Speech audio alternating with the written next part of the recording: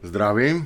No, dneska som mal takú malú dilemu, reku, keď už mám tú 6-lamelovú spojku, či ju nahodím, alebo sa pôjdem previesť. No a keď som dal dole dekel, tak som zistil, že za A bolo správne. Spojka je na mieste, dotiahnutá matica vo vnútri. Toto som si zmeral, pri vypnutí spojky mi to nevyskočí von, to som si už skúšal predtým. Ale čo som chcel, túto spojku som mal tam, predtým a aha, začalo mi otvárať koš. Takže, chytil som sa prehodiť tú spojku. Teraz ešte dúfam, že sa mi nenastane taký problém, ale skúšal som to, kontroloval, ale to bolo staticky, uvidíme za jazdy pri naštartovanom motore, aby mi toto teleso nedrngalo do dekla. Uvidíme. Takže mám to konečne v kope. Prvýkrát, keď sa to má v kope, tak som išiel vyskúšať, že ako čo. Štartovanie. No a odrazu mi táto páka, že takže mal som na spojke menšie kolečko, než bolo zdravé a to mi nejak trošku ušlo pozornosti. Takže zasa dekel dole, s pákou, kôž dole a musel som dať na poriadok tieto dve veci, aby to spolupracovalo. A teraz ešte posledná vec. Keď sa chcem spohnúť z miesta, tak obyčajne treba použiť aj spojku, že? Akože... Hej, páčka funguje. Ale čo toto? To sa volá ako... Nehýbe. Skôr hýbe na nesprávnom mieste. Takže... Čo musím? Toto. Veľa. Ako je to?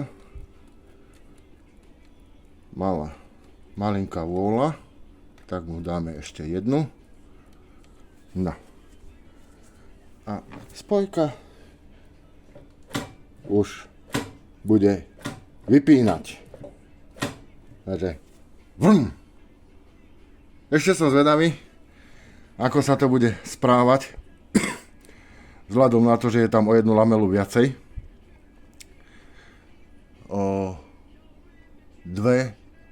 Doplnil som jednu. O dve klzné plochy viac, ak dobre rátam. Takže, aby sa mi to nezačalo chovať, ako na 350-ke, 638, 639, 640-ke, tam konštruktéri preddimenzovali spojku a museli tam dať hranatý okružok, aby tú spojku trošku zjemnili pri zábere. No. Takže asi toľko. Ešte to musím naštartovať. Či náhodou to nebude chcieť, že ten pritlačný tanier je viacej vysunutý, aby mi to nechcelo nejak do tohto dekla štrajchať. No, ináč by bol trošku problém, tak by som musel dať asi sem vyrobiť nejaké polmilimetrové tesnenie z hliníka. Polmilimetrový hliníkový plech, alebo podľa potreby. Ale, no, uvidíme. Asi toľko. Takže, bol som to odskúšať. No, prvá jazda, tá dopadla dosť blbo, lebo som bol v domnení, že keď zvýšim počet trecích plôch, že môžem znižiť pritlak na lamely. Omyl. Pritlak na lamely som musel ponechať taký, ako bol predtým. Lebo som sa tuto pohynal do kopca, som sa pohynal ako babeta a rýchlosť žiadna. Takže musel som to znovu vypodložiť struny, aby bol pritlak.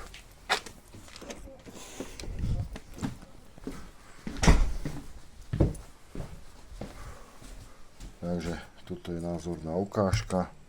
Pozrel som si, ako mi tu trčali struny voči týmto zaisťovacím otvorom.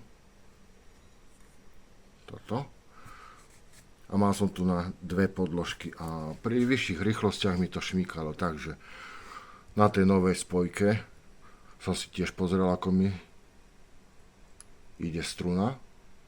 Doplnil som to dvoma podložkami a dal som ešte jednu navyše, aby ten prítlak bol taký ako zhruba na tomto, keď som ju mal nahodenú.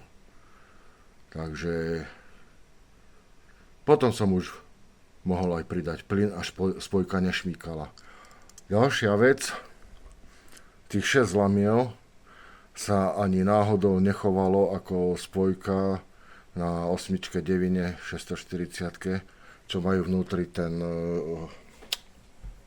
okružok hranaty na zmiernenie záberu. Ale môžem povedať, že rozhodne to bol lepší a nekompromisný záber. Pritom citlivosť ostala klasickej spojky. Ale jedna vec, čo som urobil na tej novej, dal som si na poriadok tieto záseky. Vzhľadom na to, že som dával navrch obruč, tak nevdojak som toto trošku stisol a lamely mali úzky priestor na zachytenie, čo sú tie výstupky. No tak každé zlo je na niečo dobré. Tu na to pekne vidno, že kde sa tie zasekance po 60 rokoch, či koľkých, rok výroby 64.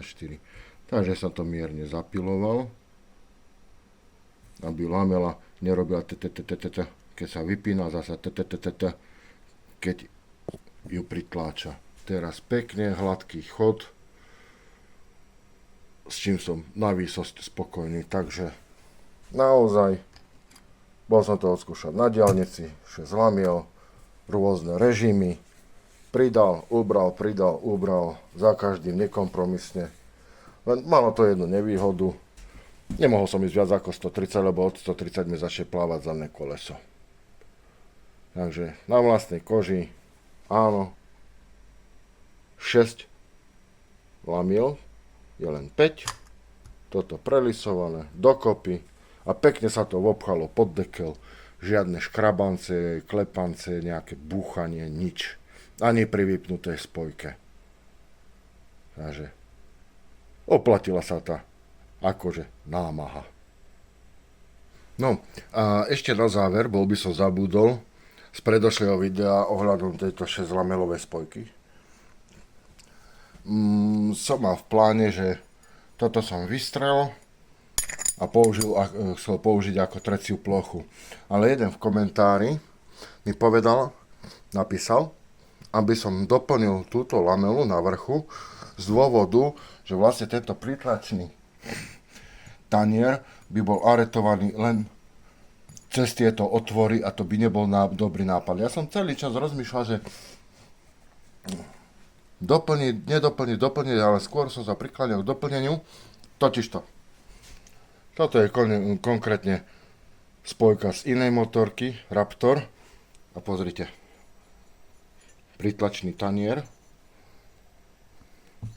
Ale je aretovaný voči vnútornému spojkovému košu. Kdežto toto nie. Takže preto som musel dať nie takto zostavu, ale aj s týmto plechom, čiže drža sa toho pôvodného. Takže ďakujem za upozornenie a nakopnutie, že čo mám urobiť. Lebo ináč by som namáhal tieto kolíky a to by ako nebol dobrý nápad. Takže páči sa mi konštruktívna kritika.